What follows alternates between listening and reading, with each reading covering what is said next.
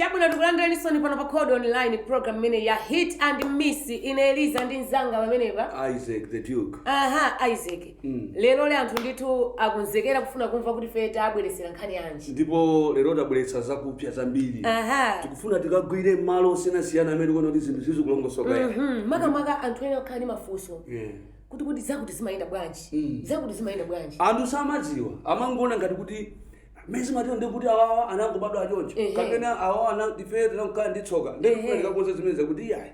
Izizi zimayenda zikhale chonchi zakuzimene okhala chonchi. Ndithude. Maka lero tikufuna tikambe za ngongole kapena unena kuti moyo wa ma artist. Ndikumakhala moyo omvetsa chisoni kwambiri. Kwa basi. Last time tikakambirana ndimacheza TV.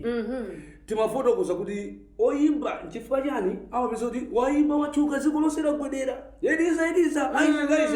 Akamakasiya kuimba Isaac kuti. Upeza dali basi. Alibe chine chilichonse. Nsabato chilo madaba kuti koma sabato imene imapulachidwa.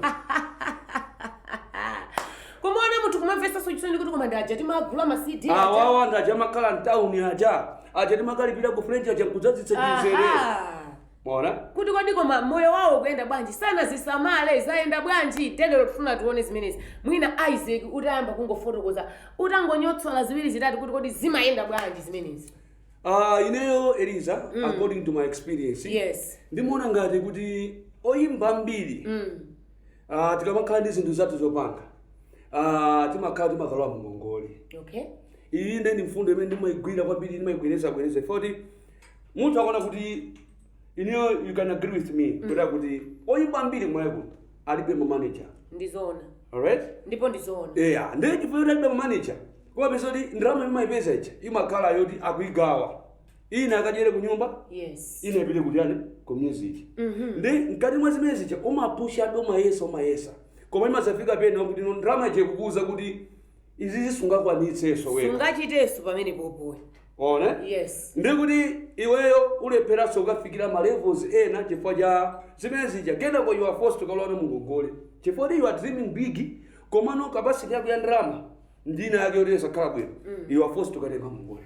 Okay, tikukamba onena kuti tikucheza panopa sitikulosa munthu. Tikungocheza. Ndimacheza kauniuni. Ndimacheza chabe komano Isaac. Pamene papa wafotokoza mfundo ya manager ndikudziwa zoti kuli ma artist akutonera. Ma upcoming komanso ena okhazikika. Ndiye mwina nkomafusa ena za ma managers samadzitsata bwinobwino. Ena mwina amaona zoti kukhala manager. Ndoti company ndoti kukhala CEO wa company. Ena samatakona ngati kukhala manager ndiye kuti mwina panamveka nkhani kuti ngati ali manager ndiye kuti amene chikhala chibwezi yako. Mwina Isaac tatambasula ndimakudalira kwambiri umatha kuyankhula. Tatambasula wina wake amve panopa. Manager. Yes. Si chibwezi ya munthu. Manager ni munthu amene wamutenga kuti zinthu zako akuthandizire kuziyendetsa bwino. Azikupangira dongosolo la china chilichonse iweyo ungokhala ongokayimba. Taona iwe ndine ndoyimba. Yes. Ndizipeze kuti iweyo wekha udzuke mamawa ukaike maposta wekha upite kone advert kena kuwekha upite kwa kambe ndi anthu ma sponsors kuti athandize ku show ija you can't make it. Wekha upite kaya ku studio wekha utani. So you cannot make it. Manager ndamene amakupangira zinthu iwe litayale umangokhala phe kunyumba watambalala. Kodi Eliza panopanga chani 2 o'clock ukapezeke ku training chabwino bwana. Ndakuli yakuti pangama kula kuti chabwino upite ku interview ready yakuti akufuna chabwino bwana. Kodi show yako ikantu ndwanje. Iwo achapita magamba ndi makampani amene timatindika ndi show ya Eliza. Ndiye timafuna kuti mudzalowepo pali mwayi wano mutopanga izi mutopanga mpanga imutengapo chiti. Manager akamba ndi ndani? Datu amene acha. So manager si chibwezi ya munthu. Okay. Andi tikonza amene baba.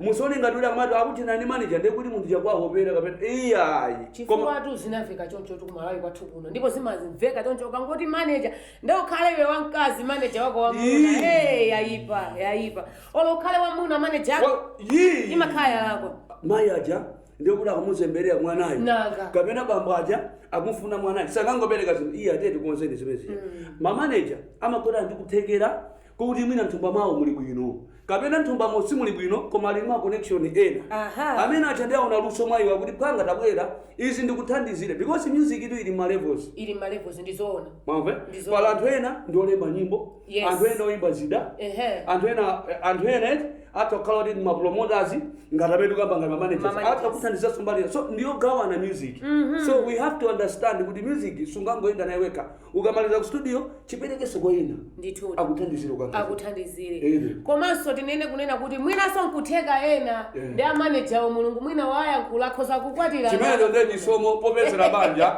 samane nayi mwina ndi manager wewe anthu azikumana kumaliro imagine kumaliro wina akulira akulira kumana kuti komato ndikulira kumabobo awo andiwas wina kuona kuti kumamene akulirira ati uyu atakakhala ku nyumba ndio kumadabwa iweso kuno munthu ndikufuna nta muyankhula koma ndikulepera umangamba nawe sokulira amayo usadandaule mulungu alipo umupasa jembe tikutero takhala ndi beni pompo taonera ndikaezi pamene tikubweranso